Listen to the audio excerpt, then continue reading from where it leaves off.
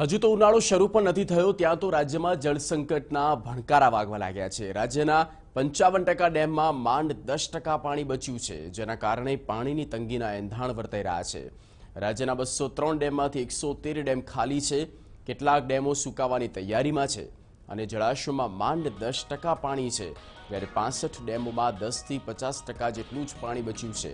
જો કે રાજ્યના લોકો માટે એ રાહતની વાત છે કે સરદાર સરોવર ડેમમાં વર્ષ 2018ની સરખામણીમાં આ વર્ષે 8.8% વધારે પાણી છે।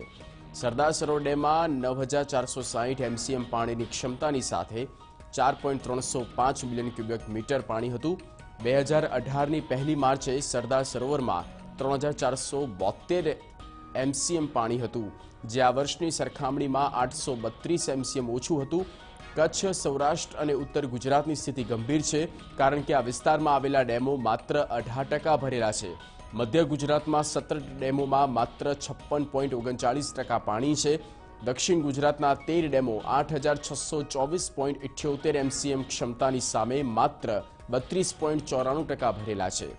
બાલાસિનોર પાસે આવેલા વણાકબોરી ડેમમાં 90% પાણી છે, જ્યારે તપાર, હિરણ 1 અને ધોળી ધજા ડેમ 80% ભરેલો છે, જ્યારે ધોલી ડેમ અને પીગટ ડેમ 70 થી 80% ભરેલો છે।